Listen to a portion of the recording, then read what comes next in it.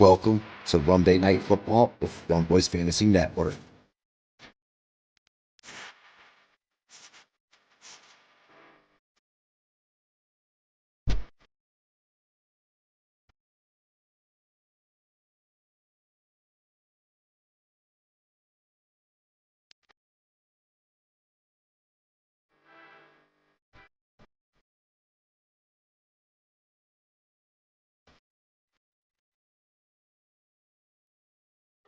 Yeah, what's good, y'all? What's cracking? Make sure that you hit that like button. You subscribe to the channel. You share the content all over the social media metaverse. This time, I want to shout out my sponsors over at GLD. Promo code GLDGRUM. Use the promo code. Copy and paste the link in the description. We already got an order down. Let's keep it going. Yo, they're going to keep hooking us up with perks and shit. They about to hook us up with a custom Rum Boys chain. I need y'all to keep fucking buying this shit. For real, for real. Get over there. Buy it. Copy and paste the link in the description. Use the promo code. Kick out! Cheers to me. Cheers to you. And all the Rum Boys and girls. What they do. Steelers will receive first.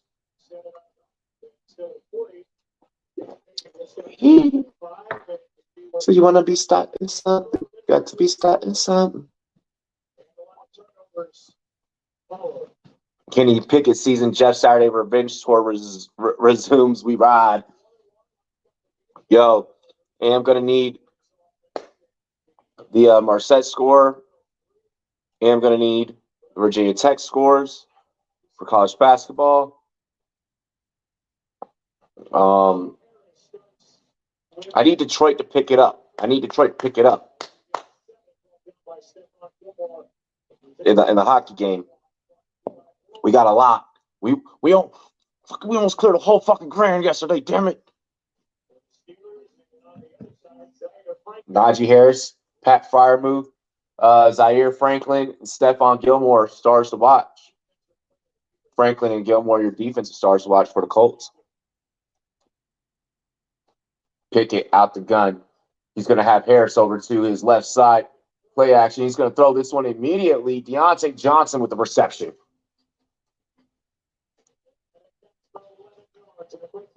UNC down 17 spots. What happened? It's early. He'll be fine.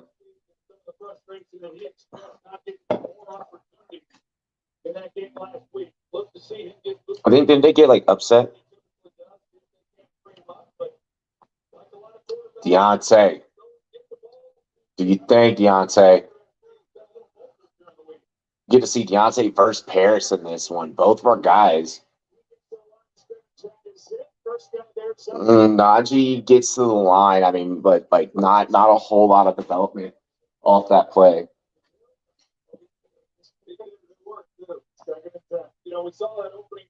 What's good up in the chat? Dilly, yo. Let's get it.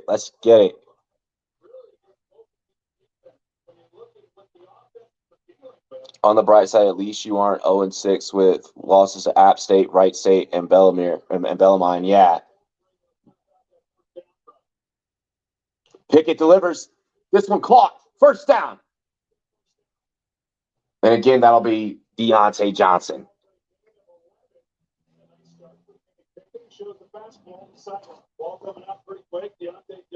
Give it a couple plays. We'll start. Like probably like this quarter, and then we'll start having homies pop up in the stream.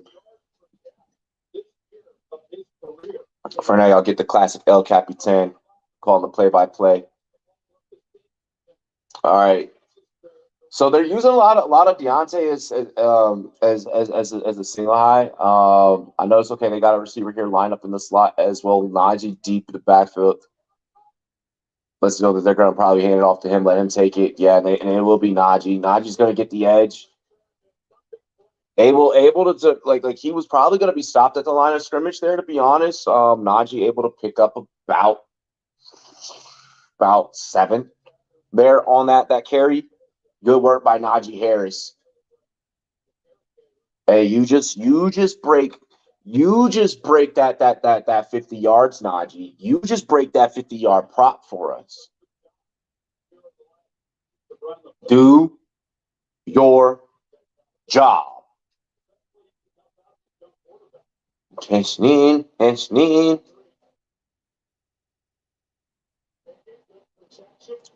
Pickett. Pickett, get that. Who the fuck is that guy? Steven Sims. Oh shit. Okay, former Washington Commander. Cameroon and Ghana took big wins today. I don't care. Yes.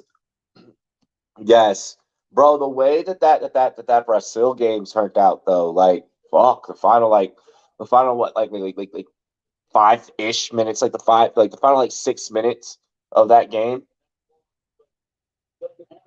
I was like, you're not about to for real let homie get a hat trick like the fucking last like 3 minutes.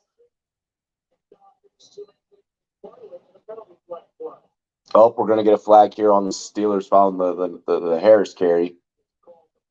Oh, I'm sorry, that was still McFarland. And it will be a holding call that'll bring McFarland back.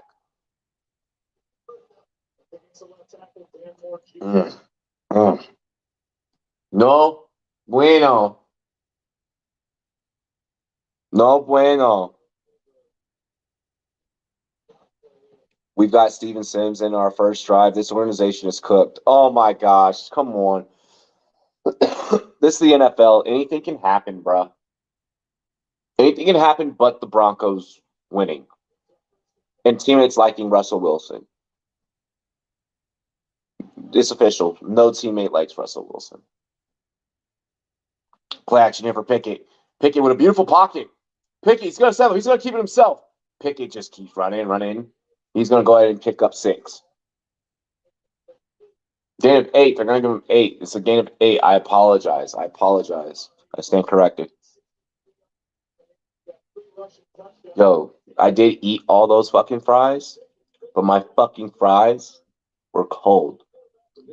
Like my nuggets and my burger are fine. But that fucker went to the wrong building and put my food at the wrong building. Like I watched him do it too. I was like, hey, and I texted him. I was like, hey, bro, like you fucked up, dude. Pickett with the 3 receiver set. He's gonna have trips over to his weak side here. Pickett fires this one across the middle. Beautiful work by Freiermuth. Move. Porzingis 29 in the first half. Let's go. Broncos country, let's ride. Broncos country's burning. L for the delivery man. Oh shit.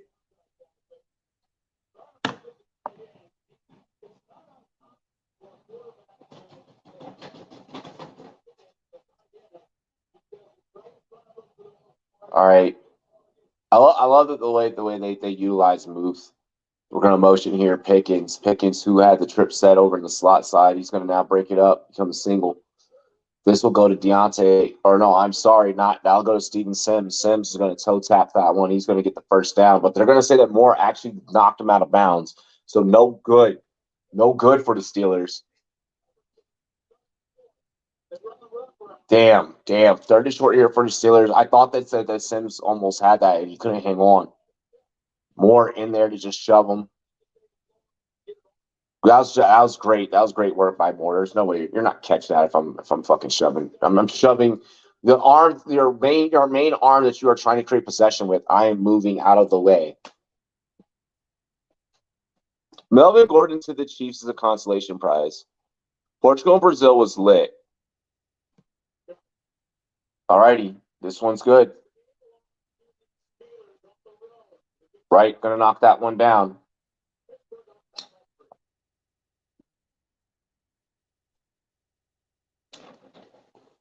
You really only have Wright knocking these down because fucking Boswell talks shit.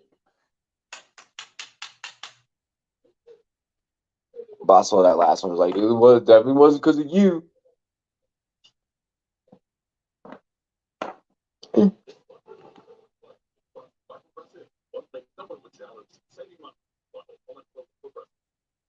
Oh, Raj just hit me up on Snap. Oh, he said fire parlay at those odds.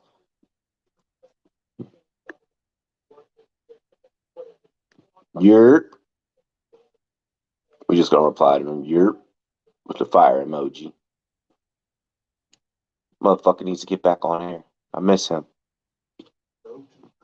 That was a homie. That was a homie.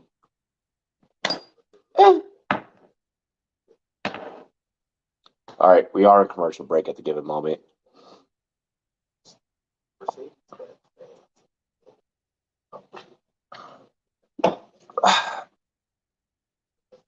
Yeah, Melvin Gordon to the Chiefs, I feel like it's like just like a consolation prize. Because like didn't they have we do love Raj. We do love Raj.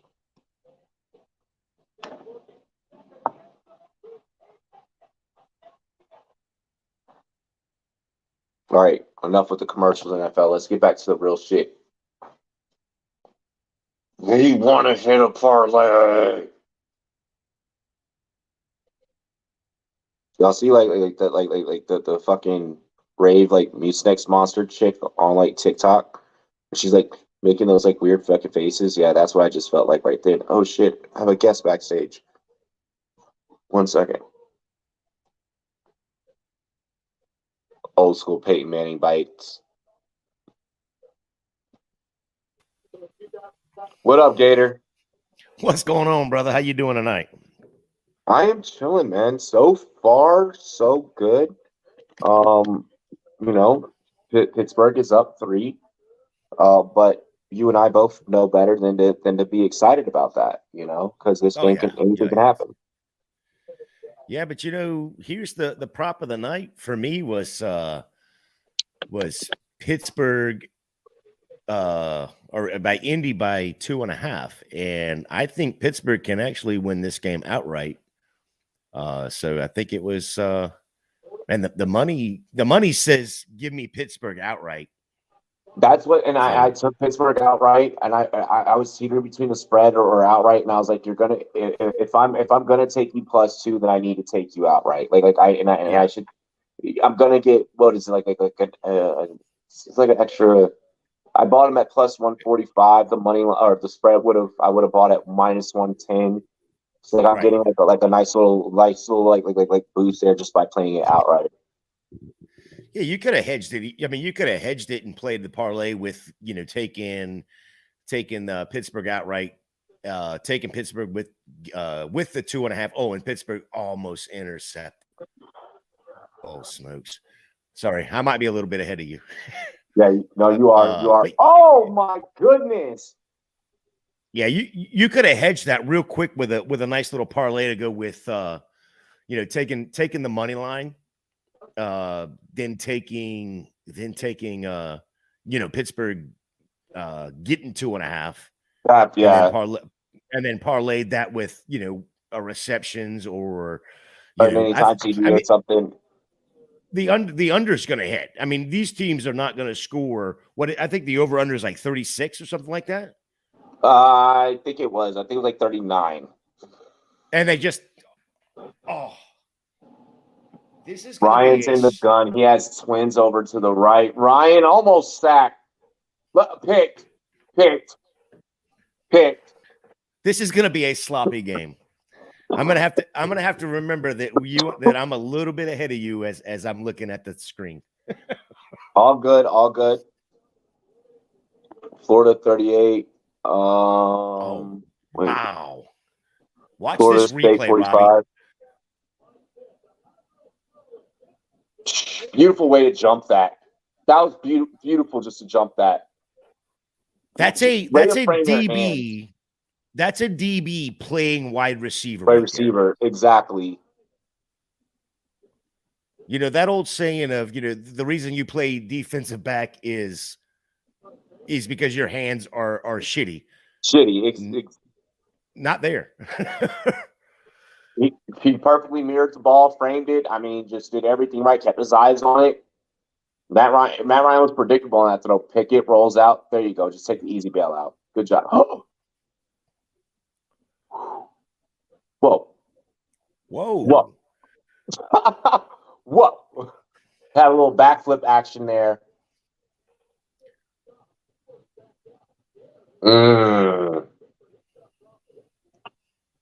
Pierre kind of pushed his defender into him. Or Pierre who I caught it, but the receiver that he was originally occupying, it kind of like led him into Pittman. Did you see Pittman push off? I did not see the push off. Yeah, he pushed his defender off, and his defender ended up on his ass. Like you said, it's going to be a sloppy one. I think it's going to be sloppy, and this could be a George. I know. I kept tilting back and forth. I kept tilting, and I was like, He was DMing today. He's like, "Do we go with the Steelers? Do we go with with Indy?" And I was like, "The Steelers defense can create takeaways." Like, and what I said was going to happen was just fucking happen. But I mean, there's a lot of football. Pickett can do some rookie shit. Like dive fucking head forward. Don't ever do that again. Don't ever fucking dive head forward again. Well, with nobody there, definitely. Well, I see what he's doing right there.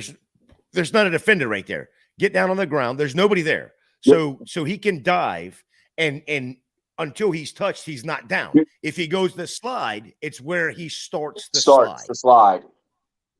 So he gained probably 4 yards on that dive. It was Gus Bradley. I'm 100% with you though. You know, as a rookie, you don't want to take the hits. So slide is probably the better way to do it. Pickett sack. There's our first one. So what kind of I want to hear what kind of parlays you got going tonight, because I know you got some dollar bills, y'all. Oh God, I did a lot of crazy shit. Speaking of crazy, someone give me the update in the Red Wings game in the chat. Rumboys scores and stats. If you want to get the chat, the Red Wings score. For this game, I have Pittsburgh money line, Paris Campbell anytime TD, 4 sacks total. TJ Watt's going to get one of those, so I have a separate prop where it's him to get one. 54.5 receiving for Michael Pittman, over 50 rushing for Najee.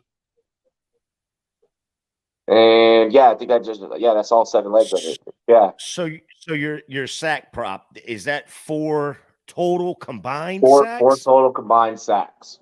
Oh wow, that's a nice little prop there, because that's probably gonna hit in this first quarter. Yep. Bro, there's 2.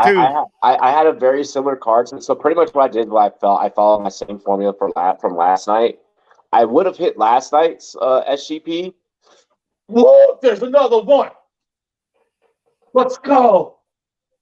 I would have hit last night's if on that final play had Jordan Love hit Lazard instead of targeting Watson on that misfire, then I would have been good.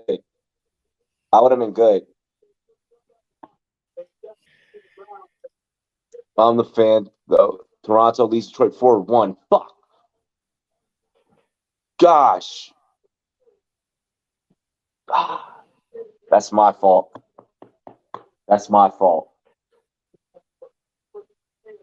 Oh.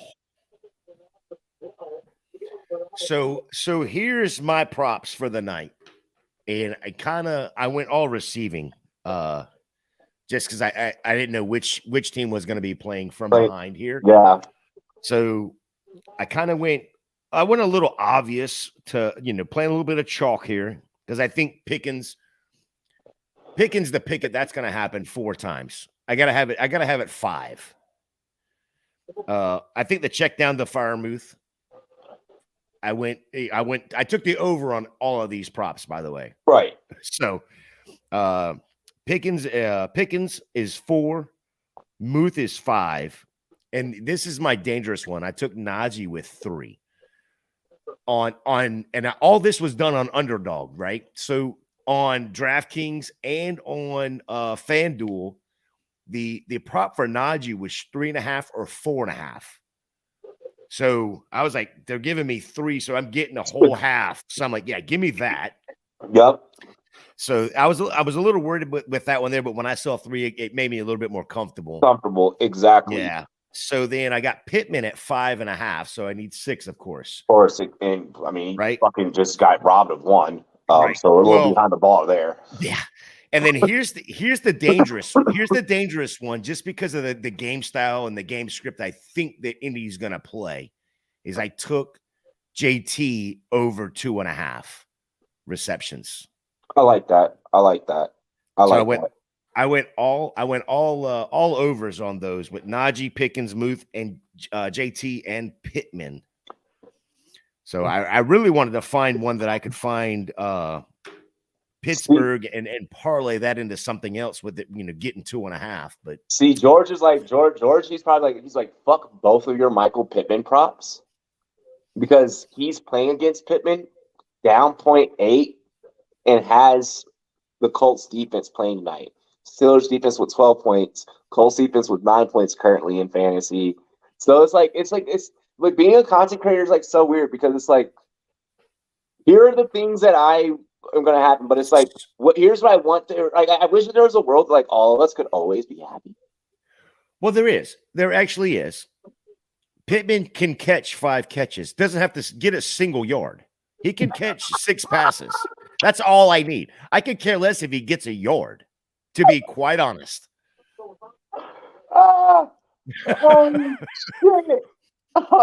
mean, so we can all win in this. But hey, look. I won almost $1,000 last night. So like, as long as my chat gets taken care of, I'll let the book. Like the book takes some money all the time. Like it's fine. Like it's fine. Ooh. They motion a tight end into the slot here. Ryan's going to hand this to JT. JT to the right side, just right around the edge of that line there. He'll be tackled after a pickup of 5. Holy fuck! Sam Ellinger, Matt Ryan, Carson Wentz, Philip Rivers, Brian Hoyer, Jacoby Brissett. Like no. I was just fixing to say, wait till you see the next graphic that comes up after you get done with that play. My goodness. Because that looks a lot like Cleveland Browns. I didn't realize it was Indianapolis Colts, but they were talking about Cleveland Browns. And the amount of like what's funny is like if you're the Colts front office, you can't be like, well, it's because we kept going with veterans, or well, we kept going with rookies. It's like, no, you just haven't hit. Like you've just been having shit luck. Like you've just been striking out. I'll be honest. Okay. I don't think. There you go. I don't think the Colts expected to have Philip Rivers.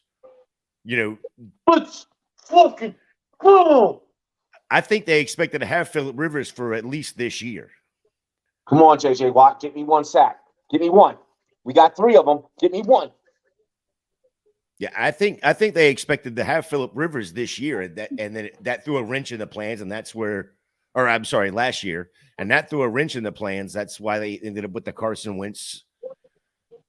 So yeah, George, if either of these defenses will get you a defensive touchdown, it will likely be the Steelers. Yep. Like that's just being straight up. Like if anyone has an opportunity to return, it'll be the Steelers. Sims is going to break left here on the return. Brings this one out to about the 38. Did the kicker miss? I don't get points for that, but helps the point deductions for me.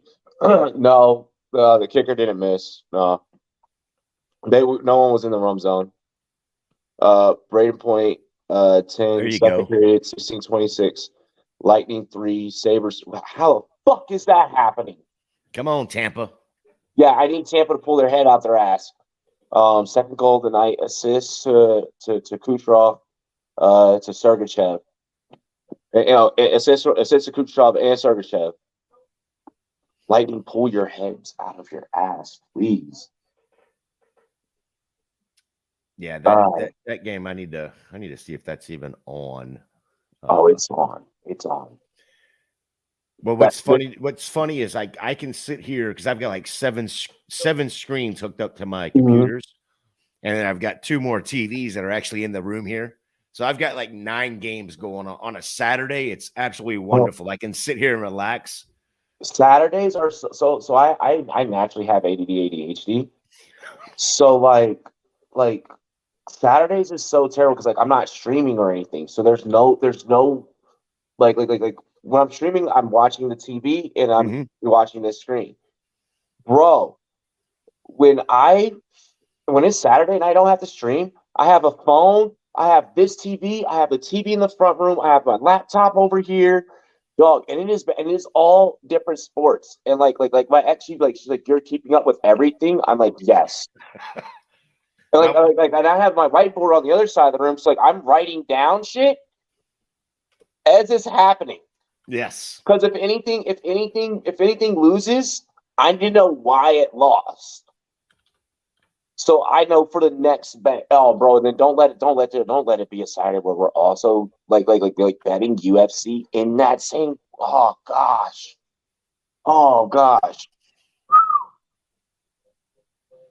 See, I'm a huge Lightning fan, but I'm not diehard where I've got to have it on the TV all the time.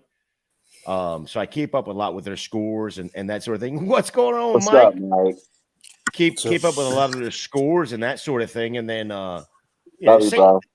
same thing with a lot of the sports, but man, to sit there and there's just so much. This time of year is like it is a fanatics time of year. Got college football, you've got basketball, you've got NBA and college basketball, you've got the NFL, you've got college football happening. And either you're a fanatic or you're a betting DJ.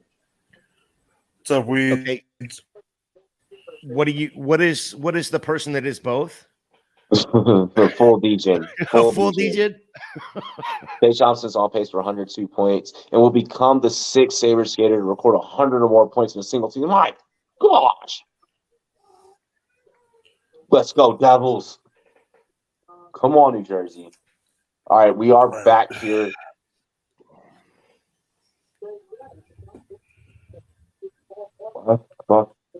Catch by Pickens.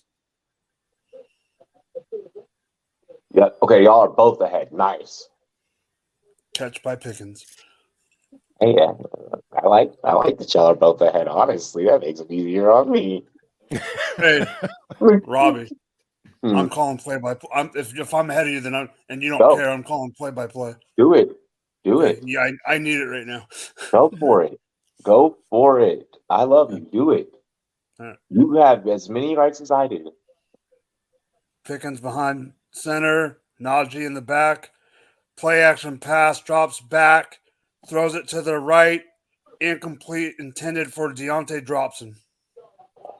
Ref missed a holding call on the defensive line on that too. Yeah, that was a bad overthrow, by the way. Mm-hmm. I'll be Joe Buck. I'll be Joe Buck, and Gator will be my Aikman, and you can be the technical guy that gives us all the actual football shit. Yeah, I don't know who he's. Yeah, Robbie will be the better version of Jason Witten. Oh my gosh! Fuck! Wow! Najee to the 35. Oh yeah. Oh no, that was not Najee. Who was that? That would have been what's his name? 26. Golly, what is his daggum name? It's Benny Snell. Is that Snell? CR with the dono. Appreciate you, dude. Mikey on the dilly, baby. Yep. Is that Benny Snell at 26? I don't think so. Is that McFarland? Oh, that's McFarland. Okay. From Maryland? Mm-hmm. It's McFarland and it's McFarland and Najee tonight. Okay. Now, if we do get a Benny Snell snap, then technically there would be three players that we know in this game: Paris, Deontay, Vinny.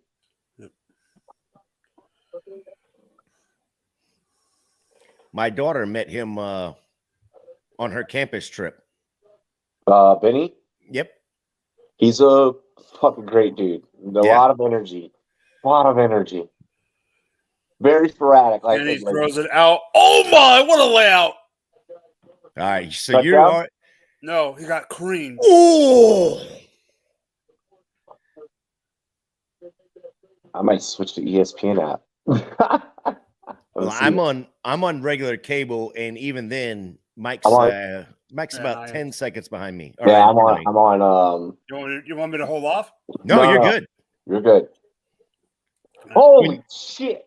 Because when you said he laid out, I'm like, okay, it's going to be a deep pass, and Pickens is going to lay out for the catch. But then I see that he got laid the fuck out. Steelers defense at 13. I really think I'd win if I played them high. Even if the Colts score, they only go down at 10. Bro, I am sorry, man. I'm sorry. Yeah, but okay, all right. So that's George, right? He's saying that. What was your other option, George? What was your other option? His other option was to not listen to me and not play fucking Mike Williams and play anybody fucking else on his bench but Mike Williams. Well, no, I mean as a defense. I mean, let's be honest here. These were his two options. These were his two options. These were his two options after the Sunday shit show that fucking took place. These were his two options. That was it. It was this on a Monday night. Yeah, Mike Evans effed him. Yo, but you can't. But here's a question though. Serious question.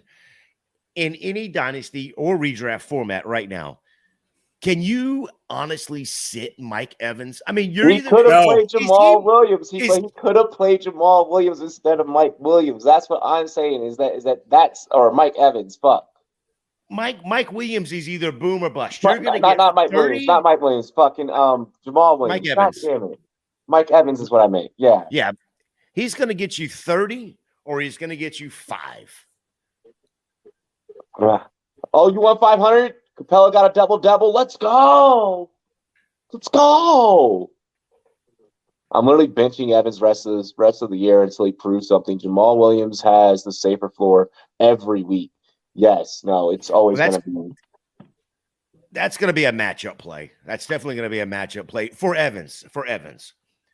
No, but I mean, well, you cannot sit there right now and sit Jamal Williams. You just can't.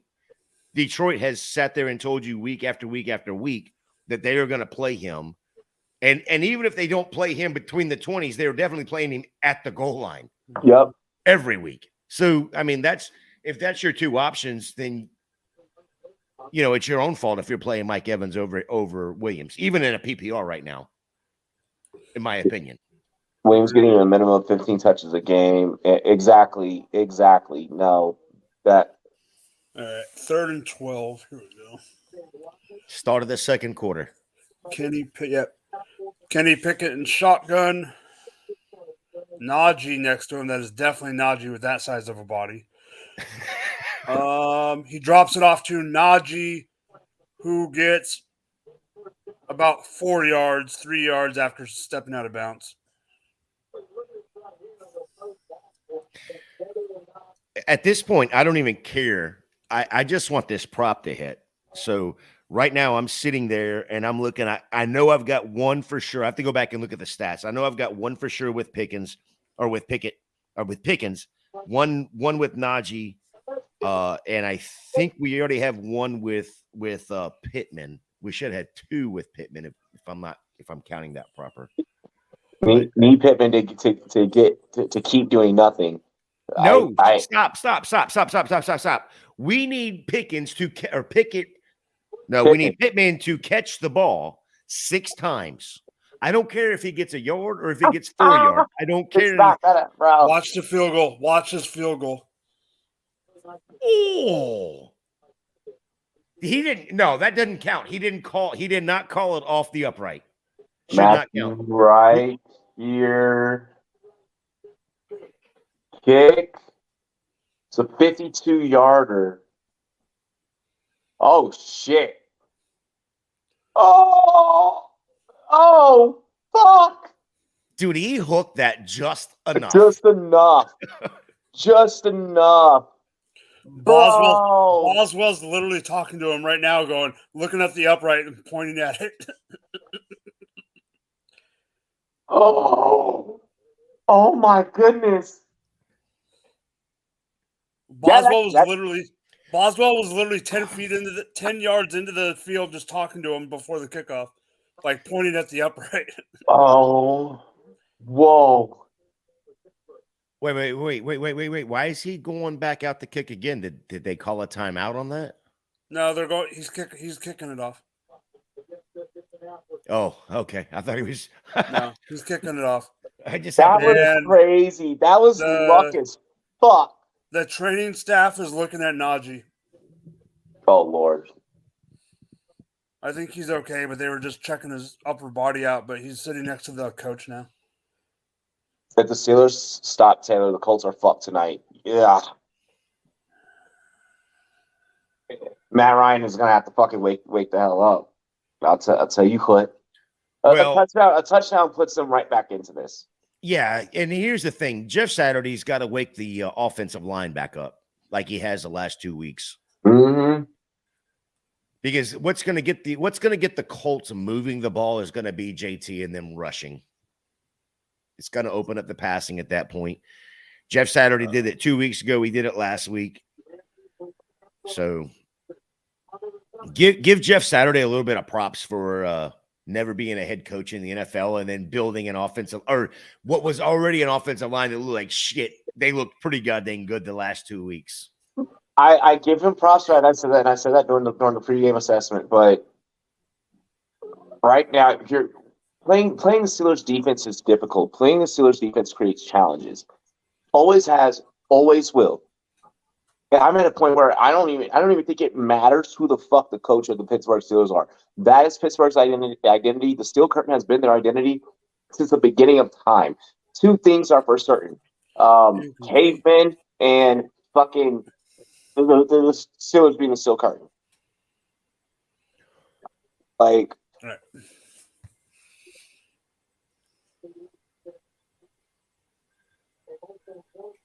you got to play.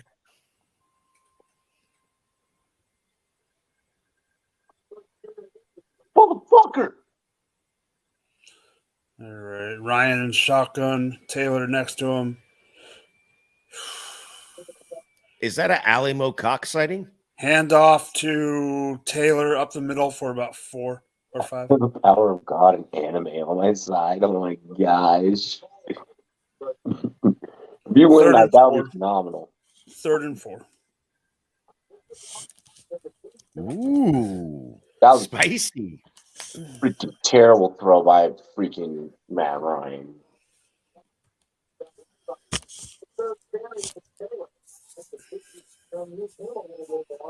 Steelers defense keeping him contained. Like, it is not like looking super efficient. Oh no. The center is hurt. Yep. They just went to Brian commercial. Mm-hmm.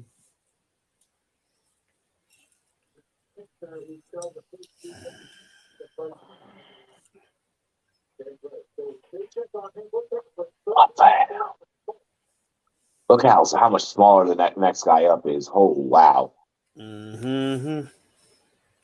Oh wow. Mm-hmm. Mm-hmm.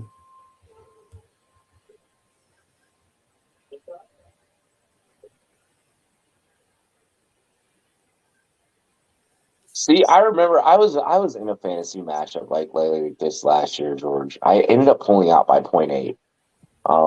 I know what this is like. Oh, I'm in a matchup this week because Robbie, you know, I had stuff going on. I did not look at any of my I didn't look at any of my scores till this morning on the way to work. Mm-hmm. And I'm in one that's already done. Neither one of us have anyone going for the rest of the week. And the final score, where is it? 183.34 to 183.21. Oh my gosh. I'm on the upper hand. Wow, I figured that. Wow. And the only reason I'm on the upper hand, in my opinion,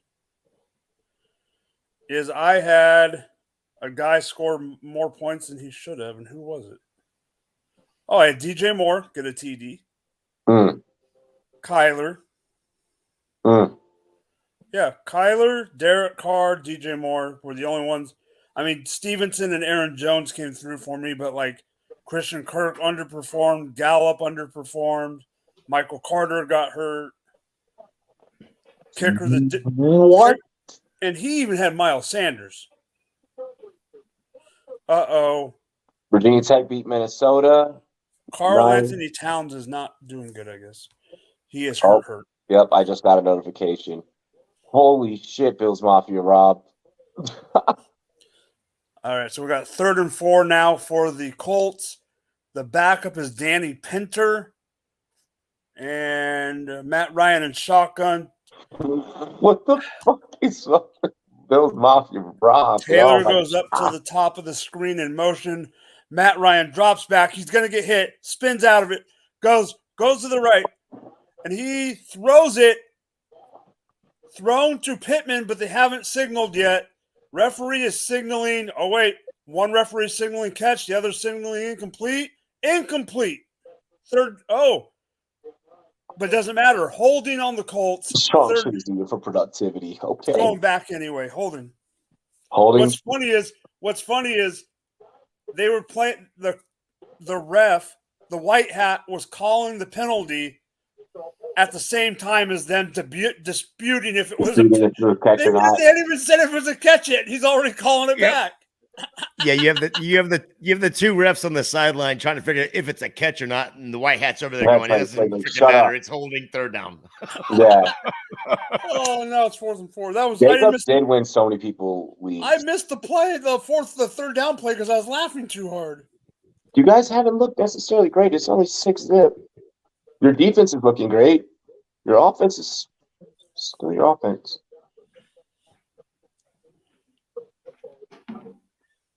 You know, but I do have y'all winning tonight. Just want to put that out there. You're not the only one. And we took it without the spread. We just took it outright. Absolutely. Right, I don't need your stinking 2.5 points. Give me the game, baby. The game. Fuck. Oh man. This is ugly so far, though. I'll be for real. That was a shitty snap. Yeah, just go down.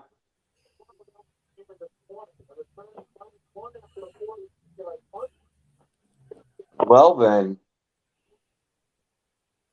You have us a 6-0 game. Steelers with an opportunity to add on to it, which they probably will. What's sad is I don't even think it's that bad. I don't even think it's that ugly of a game. It's just defense and offenses that we knew were already going to be shaky. Shit, exactly. Like we knew that both these offenses were shitty, but like I didn't think that come on. Come on. It's bad. I think at the same time, that's why the under was a complete smash. Yeah. Vegas like, hey, we're letting you know that both these teams suck. Like, it doesn't matter what you think. Like, okay, what you think matters, but like, you have to take it into consideration. The game is like beating them at what they think. You know what I mean?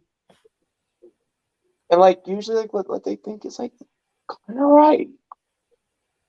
Like, or like you may beat them here and there, but like there's gonna be that one leg where they're like, yeah, no. All right, so since we're on a commercial break, I wanted to bring up something, and I know Mike saw this earlier because I tweeted about this. That is really something that has freaking bothered the shit out of me. Can I ask real quick? Go right ahead. Down in Alabama. Yes. Okay, go ahead because I'm on your page and so is Robbie. So I am a huge Gator fan. So I am an SEC fan on top of that.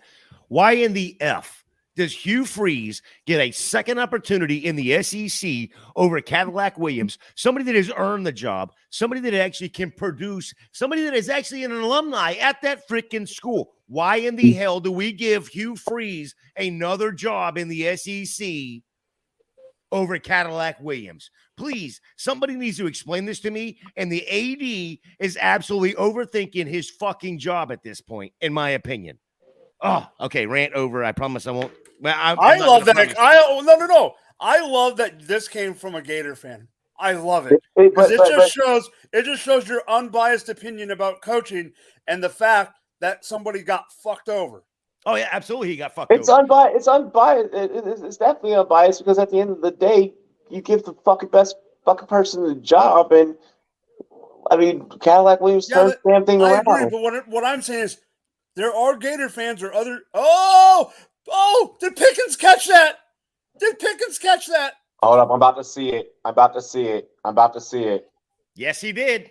Pickens, Pickett will step up to the line here, directly behind center. Najee alone back. We're gonna have singles on both sides. Oh shit! Yep, this is all out pursuit. Boom. Pickens is gonna fake the handoff. Pickett throws it up. Pickens with the catch. He does that all the time. This one next play is a handoff to Najee. That is his window. Every time.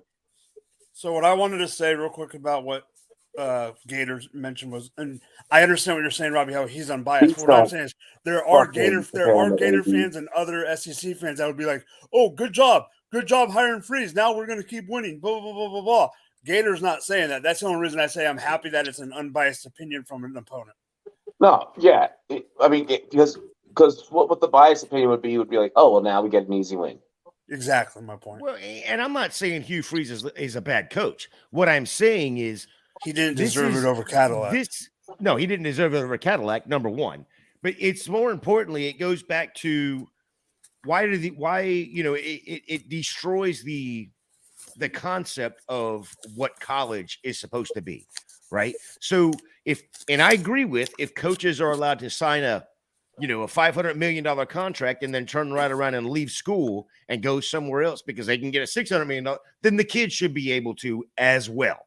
100% agree with that. So it just turns what should be, or what I looked at as a pure sport, because it's not for the money, it's for getting to the money.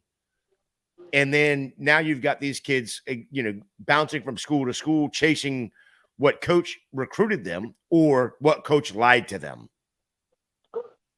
There's that, and I mean, kids are also chasing, money too. Players in opponent territory. Pittsburgh 16, Colts 0. Right. 10 years ago, it wasn't that way.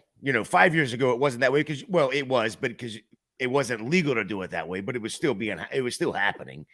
But with this NIL stuff, that's why you won't see a bunch of kids go to certain schools because you can't get the NIL deals without certain coaches. And I think it was stupid on Auburn's part because if anybody's going to get an NIL deal in Auburn, it's going to be Cadillac Williams. Polar Knights, I appreciate it. Thank you. Benny Snell sighting. Benny Snell sighting. There are officially 3 players that we've interviewed in this game. Yeah, I don't like he can be. I don't. Maybe he has mental issues, bro. George is a solid old NFL name. It is a solid old NFL name. It's an old name, period. Pickett needs to swing that ball. Catch by the moose. And right when the comment was thrown up there. First down, Pittsburgh. All right, so quick update on with 10 minutes to go in the second. We got 1 catch by Najee, 2 catches by Pickens, and 2 by the Muth. Still waiting on Pittman and Taylor's first for my props. That one by the Muth was for first. Hell yes. Pickett, somebody in motion, handoff to Najee, who goes absolutely nowhere. The first contact was by Speed. What a last name for a linebacker. Yep. 1.5 yards into the backfield is where he was. DJU enters that portal. I've had enough of his ass. He will. He should. Colts have let up over 50 yards to every tight end every game. Oof. All right. God damn it. Pickett behind center. Quarterback draw. and I think he gets 1 yard short of the first down. I'm not positive. Let's see what they're giving it. They're giving him Well, third he's down. diving, so they just tagged him. Yep. So he dove, and that's what Robbie and I were talking about earlier. The difference between sliding and sliding definitely. face first compared to Sliding feet first. So feet first. All right, hands the ball off to McFarland, who gets to the 5, first down and goal. Or no, that's second and goal, I think. You got it. First down. Because they didn't give the first down on the initial rush, yeah.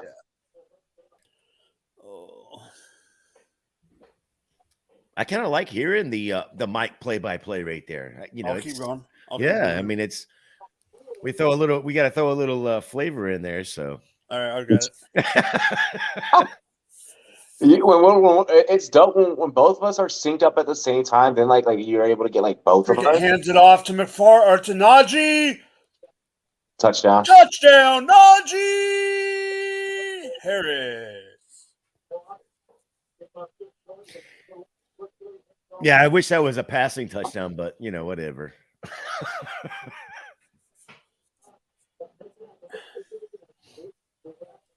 Yeah, so I've got one league that I'm honestly trying to tank in, and I've got Taylor and Campbell going tonight.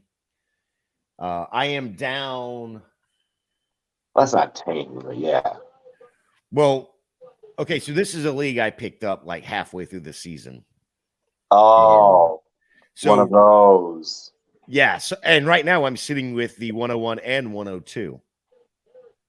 So but I've got like Dak, and I mean I've got a solid team. So you have a solid team, okay. So I'm wanting to hold on to make sure it's the 101, 102. You're still setting a lineup, correct? Oh, absolutely, 100%. I don't play that BS where I set lineups. Okay. Where legitimately should win the game, but it just so happens that this shit don't work out. Well, I mean, like I threw AJ Dillon in, and AJ Dillon ain't done shit all year. He throws up 17, and it scared me last night. I mean, fuck. But I did that with Gainwell last week when he actually scored. Oh shit! Like you did it. And then Kyler Murray's like my QB2, and he's throwing up 26 all of a sudden. What was it, Mike? I think it was you. You were like, in one of there's this 20-man league there where he's like, you're fucking undefeated. It's like, yeah. Oh, I was pissed when I saw you were undefeated. Yeah, I'm struggling to hold in the top 10 and this motherfucker up here. Well, it's obviously it's one QB because it's 20 man. Yeah, but my two QB and some guys don't even have two QBs, obviously. But this started last year, right, Robbie? Was it last year? Yeah. Last year was the first year. Yeah, okay. I won the championship last year. So obviously he did decent last year, but my two quarterbacks are Russell Wilson and freaking Daniel Jones. See, my thing is like everyone walked away from it like I have such a good draft. Like there were so many people that like walked away from it like talking shit. Like make sure you don't put me in that group. Yeah, and I was like, y'all fucked up so bad. But it is deep enough. I mean, with 20 guys, it's straight up like it's not 2 and 2. Gator, it's literally straight 2, 3, and 1 flex with 20 dude draft. I mean, Zay Jones and KJ Osborne are in my starting lineup. Like it's just the way it falls when you have 60 wide receivers. Bro, that league was fun this year. Like J-Wall kept it fun. Like I don't care who he plays. I don't care if it's on air or not. I don't care who he plays. I want him to lose. I want him to lose. I mean, he's gonna lose to me. Like he's preparing to try and face me. I'm like, you should not have to get through. I mean, he'll have an easier time, but he might because my team's okay compared to his. But he might have to get through me before he gets to you.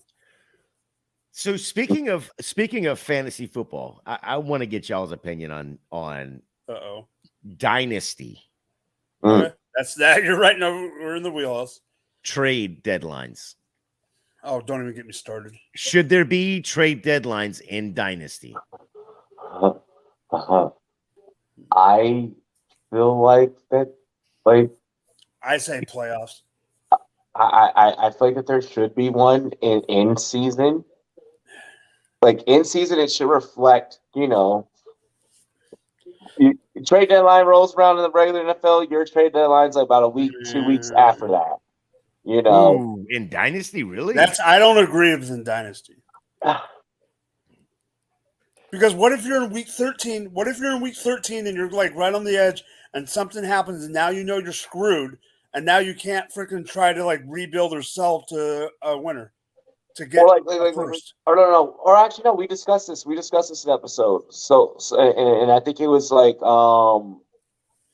you had mentioned like at the end of the season. It's like at the end of the season. I literally think it's week 14. Yeah, you don't have one. You don't have one from like I think it's like after the Super Bowl to like you don't have like one for like a month and a half or something like that. So like everyone just gets like a break. Like in one of my dynasty leagues, from the day the season's over till March 1st, there's no action. Yeah. Well, see, so I have a league.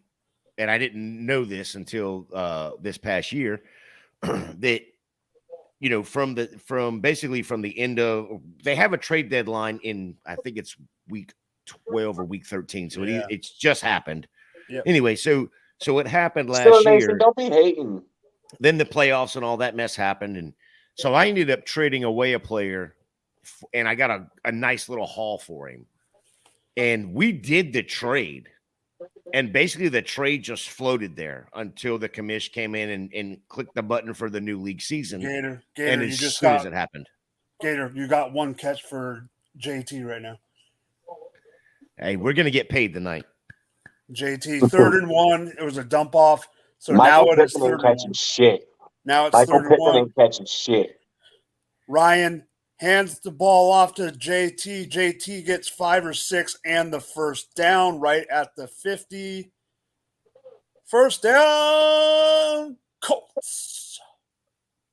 So anyway, we did this trade and we verbally agreed on it and then we put it into action. Well, we did it like 3 weeks before the actual league opened back up.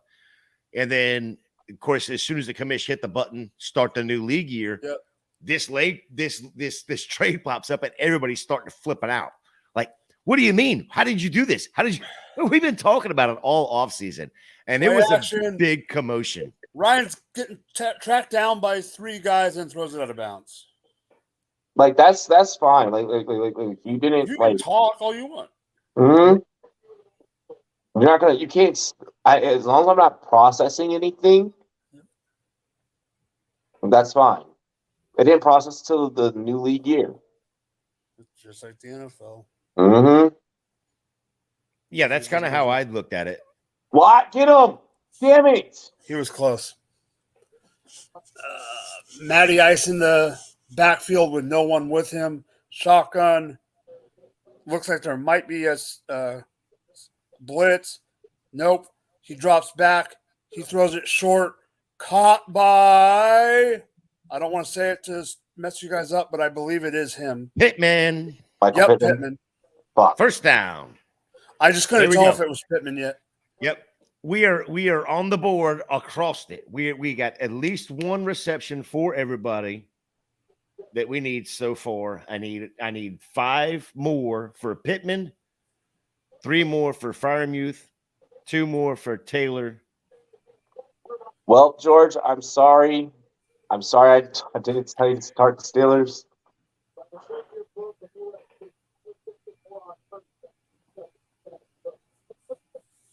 And run by JT up the middle.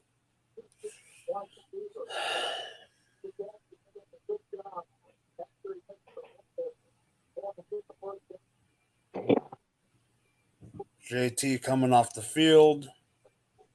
That's not good. He's just getting a breather.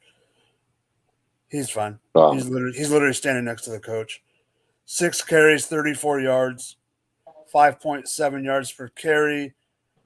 Matty Ice is behind center, hands the ball off to Moss, I believe.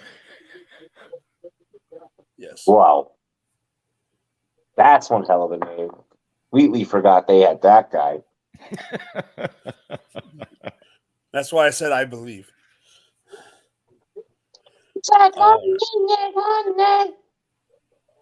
How many of you went out and picked up Melvin Gordon today?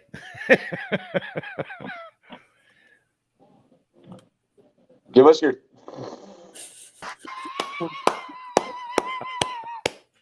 Okay, Mike's got a little bit of control tonight.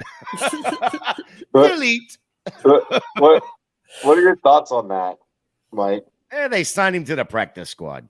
Oh no, he's coming up. But okay, Yeah, they're gonna play him. I'll give you two. One is a little bit of a rant, so Gator will love it. My first point will not be a rant. My first point is this, and someone asked me on Twitter or tagged me in their tweet and asked me about it. Between him and Pacheco, I think Pacheco's. Everyone's like, "Oh, Pacheco." Okay, even Bo put Melvin Gordon's better than Pacheco 2 years ago. Pacheco's still going to get the run. Could they use him inside the goal? Could they use him where they never use CEH? Possibly. Might he fumble? Possibly. But I do not think I'll be honest. I know Denver's not doing great, right?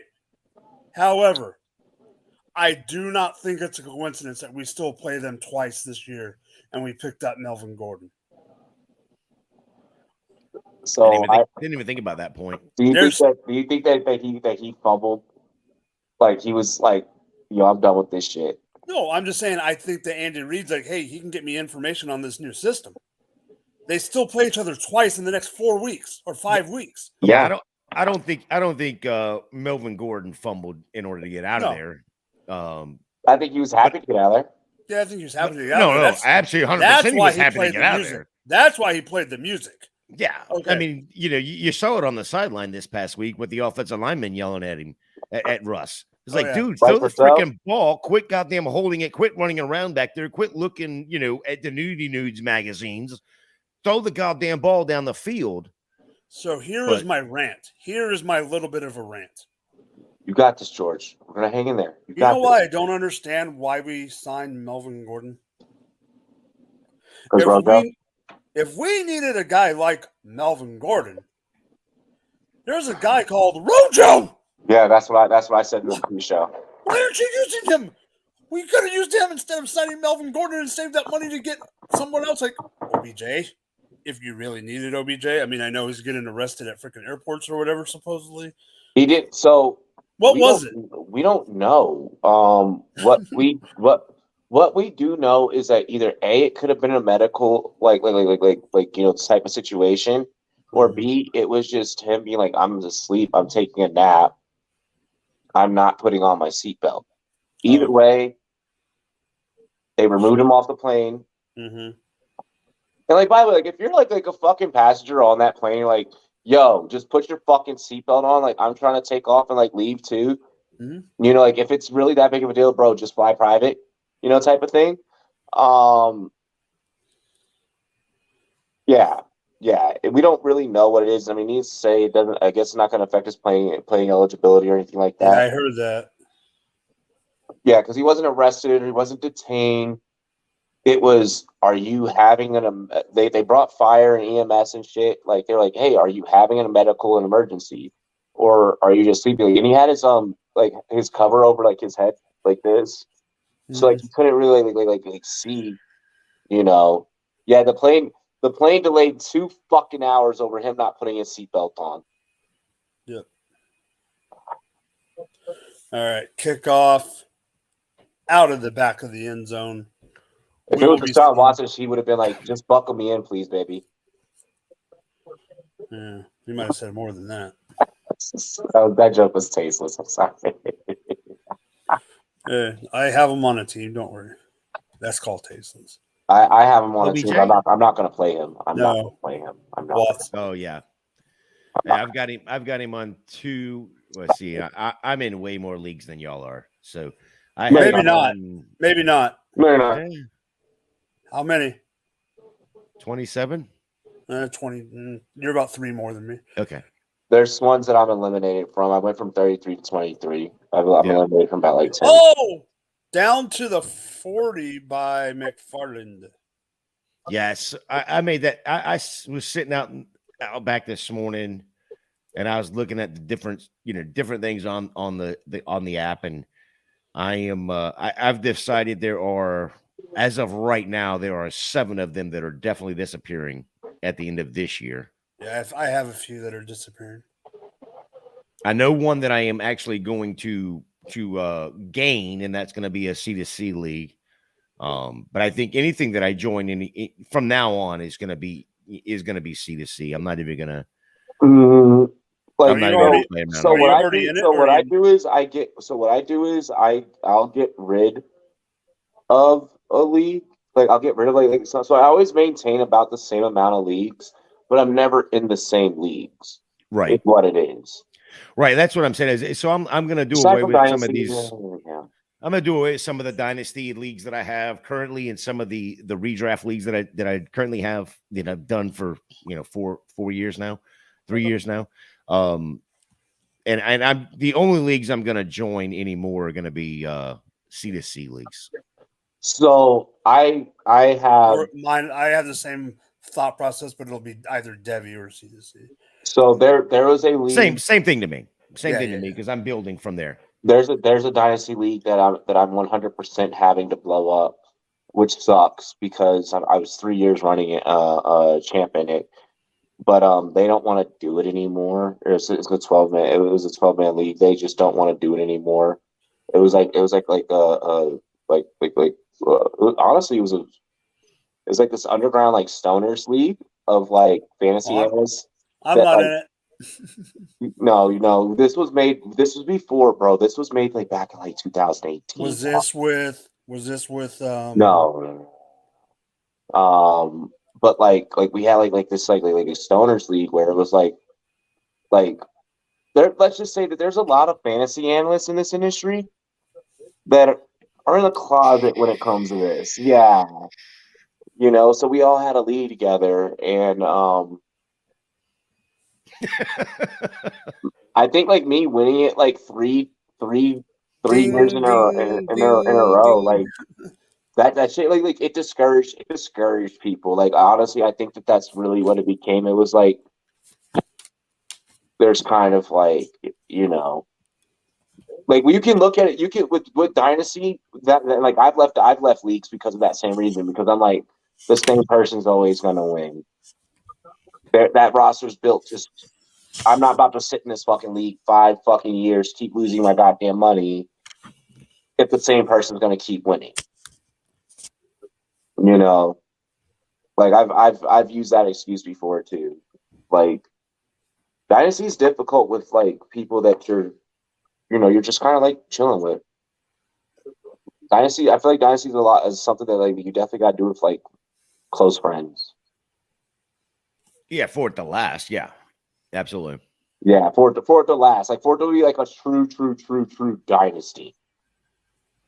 Otherwise, like from the standpoint of like those of us that are like on like Twitter and shit, for the most part, I see like people just playing Dynasty just because. Like I've never seen a group of like random Twitter followers just get together and keep a Dynasty running longer than 5 years.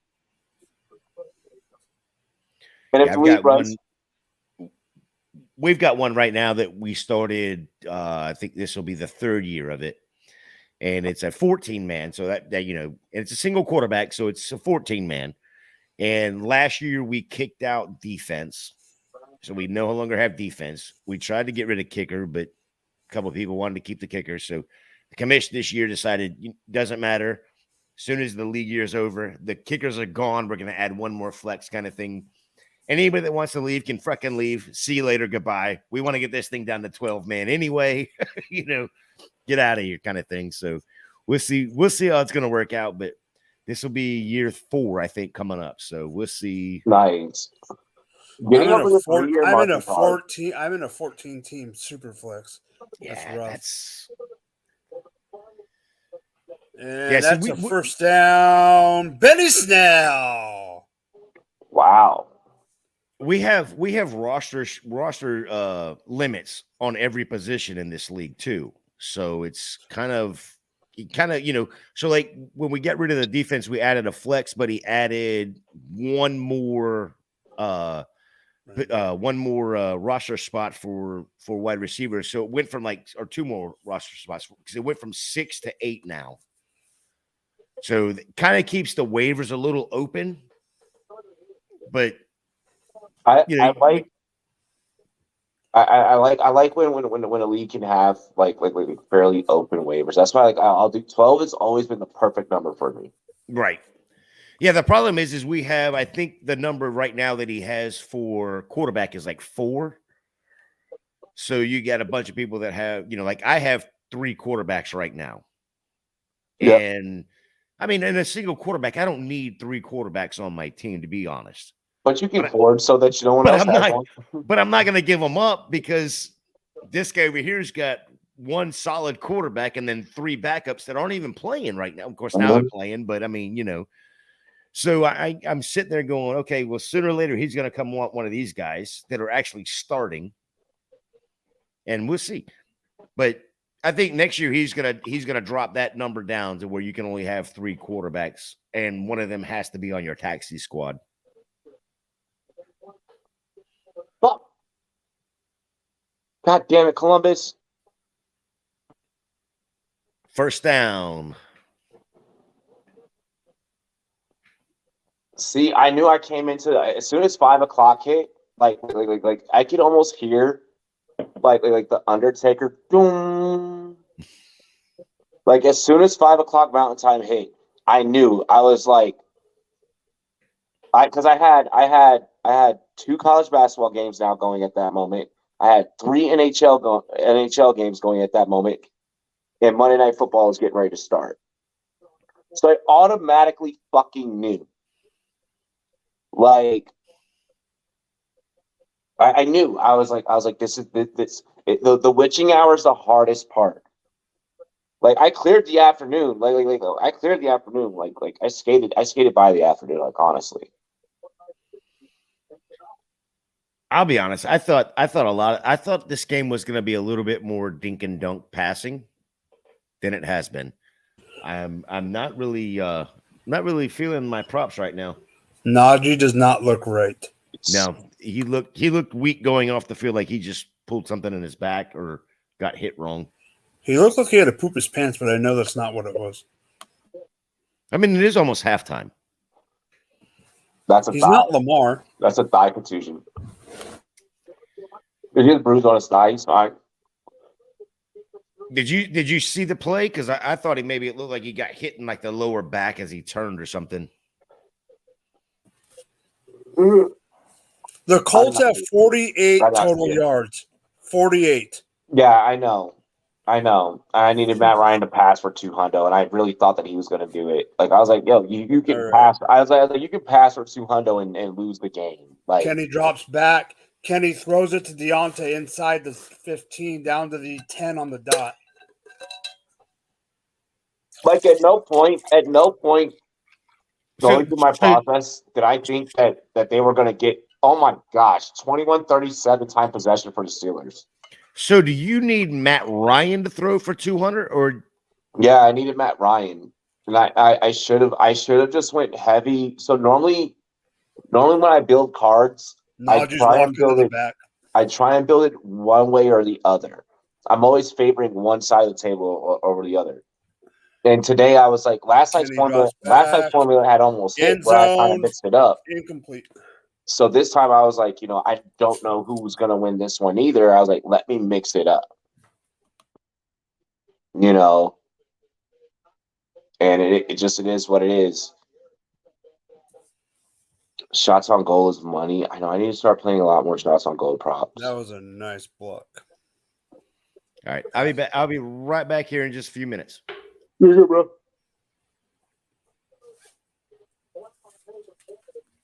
Stop.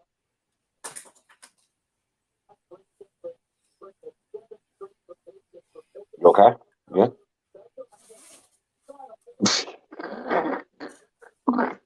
His face. Oh.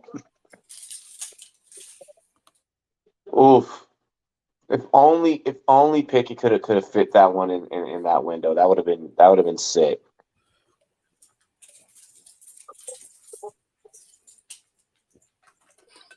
2 today versus the Bills. Oof. Or I'm sorry, not the Bills. The Sabres. 76ers beat the Hawks. Let's go. Let's go.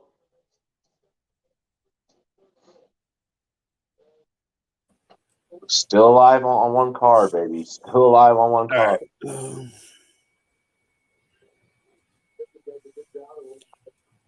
Whoa.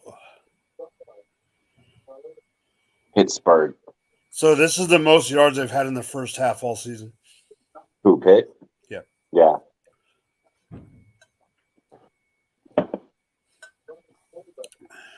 $30 of their 42 plays have been in Colts territory. Pickett in shotgun, I drops think back, throws it to the end zone. Oh, almost a one-handed catch by Pickens. Incomplete. I think that if you had maybe given Pickett the keys maybe a little bit earlier, things could have turned out a little bit differently. One thing, I mean, at least now he has an NFL game speed experience. So, like, I expect him to head into the offseason and go, okay, these are the things I need to work on. Pickens, why did you go? Well, go for that with one arm. He basket. You know what? At least you put your arms out because Mike Evans ain't even fucking do that yesterday. So, at least you know. Yeah. I literally saw 10 more minutes of football after that. But what? Oh, I know. Like when I literally watched like 5 minutes of my game and about 10 minutes of the night game. No. Dude, when I honestly did not realize till this morning that the Josh Jacobs touchdown for the win was that long. Like, I thought it was just him. I thought it was like, when you hear overtime TD, you're thinking 5-10 yards, get in, whatever. And then this morning, my coworker's like, did you see that super long? I'm like, when? They're like, overtime. I'm like, wait, what? Dude, we always knew that he's capable of that, but I mean, the fact that he pulled that off. Colts D has 3 points, one more catch from Pittman, and I lose. Steelers have 13. Motherfucker, dude. I know, George. I am so sorry. I tilted last minute. I should have just rode with what I initially was like, yo, Pittsburgh. Like, I tilted last minute. I was like, you know what, fuck it. You already have the Colts. Like, let's just rock with the Colts. Like,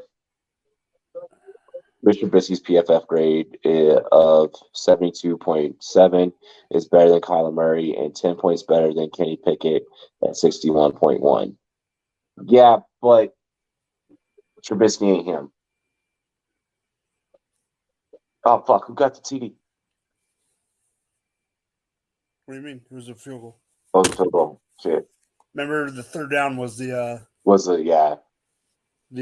Pickens drop. Or not this was for the 1 seed. I know, George. You'll come back next week. We've all been there.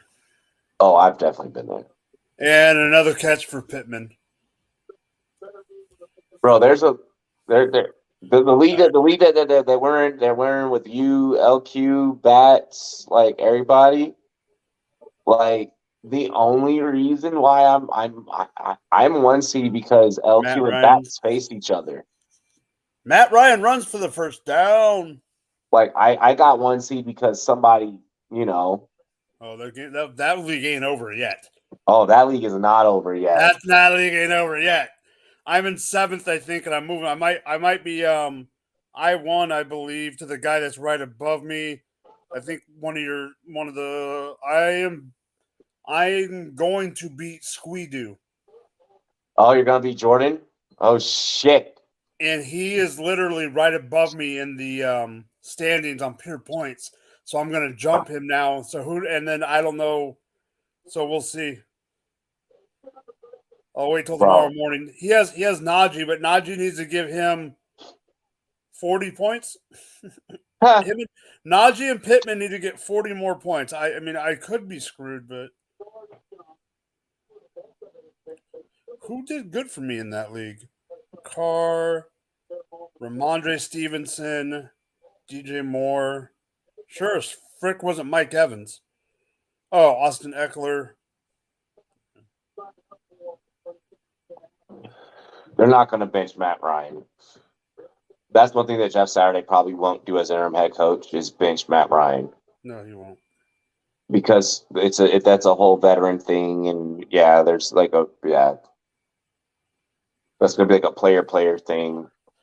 So, Robbie, I have a question for you, and this is a legit question. I'm not doing it to poke at you or give you shit, because I wasn't able to watch football. From what you saw, what grade do you give Sam Darnold? Because they are giving him another start. He's all right. He's mediocre. He's mediocre. Okay. Won the game. Yeah. Beat the Broncos. But they do have a decent D. I know. Jonathan Taylor out of bounds. But bro, like he's like blowing up my phone, and I'm like, dog, you know that I'm on here. Like I know that he's calling me about this parlay card, and I'm like, who is my homie Angel? Oh, Angel is Yeah, I'm like, just get into the live chat. Like, I hate when people do that. I cannot stand that. It's like you know that I'm doing YouTube. You know that I'm live. Matt Ryan, 4 for 7 or 4 for whatever for 47 yards. What a stat line. All right, Matt Ryan steps back. 9, 8, throws it towards the middle. Who are you? Oh, Mo Alley, you dropped the ball. Wow. It's Wow. 13. Yeah, I'm getting the 2nd and 13 now. Mm. It's been 4 for 11, 20, 47 yards. This is pitiful. This is fucking awful by the Colts. I already told you that. God damn it. Can't believe you dropped that. Mm-hmm. So I think Andrew Tate would beat Jake Paul. If it was a UFC fight, this is a boxing match. Are they actually going to fight? I guess so.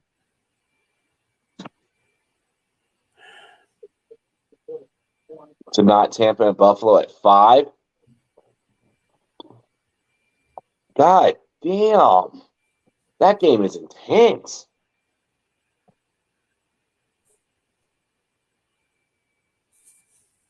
Hockey's so crazy because if you look down, then anything can happen. Only up by 1 now. Defensive going for a touchdown. field goal. Done. George, you'll be A. You may not be the 1 seed, but you will be the 2. And you have a roster that'll get you to the championship. It's okay. It's okay. This is a 59-yard field goal attempt. Oh, my fucking gosh. By Chase McLaughlin at that. And Pittsburgh takes a timeout. Ice his ass. They're like, hey, we're going to do that to your quarterback later on when you try to come back. He'll ice himself. Right? That's why we call him Matty Ice. Sorry, guys. I had to go chase a dog down. Oh, you're good. You're good. Sorry. You're good. I think I already knew. No, I've got that. That's at 10:30, not at 9:30. Oh, fuck. I hate having to do time zone math in my head. Oh, you got to leave at 10:30? Yeah, I gotta go. I gotta get on with Jeff tonight for a few minutes to go over Thursday night. Oh, gotcha. Yeah, but then he's hopping right back. Then I'll be back. Yeah. Kick is up. Blocked. Shh, no.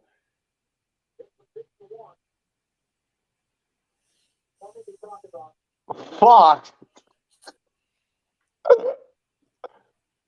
From here, it looked like you hit a helmet.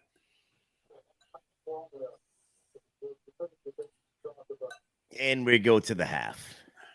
All right, let's see what these props look like. Hey, Not isn't Oh my!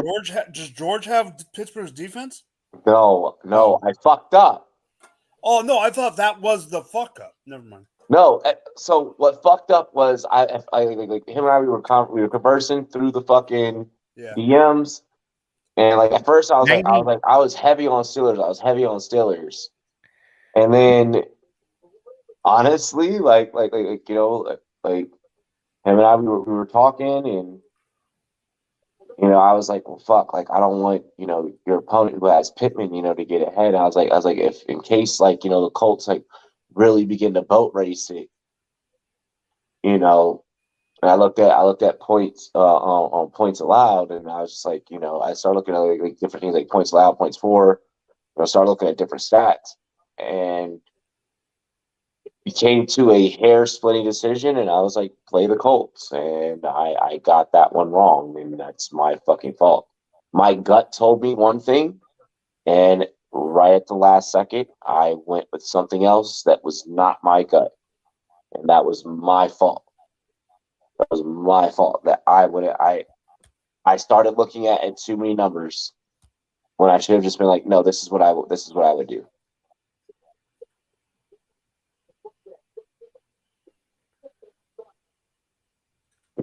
So I dropped down to 3 or 4 views. Fuck. Colts, please fucking pull something out of your goddamn ass. Please. Please. Please.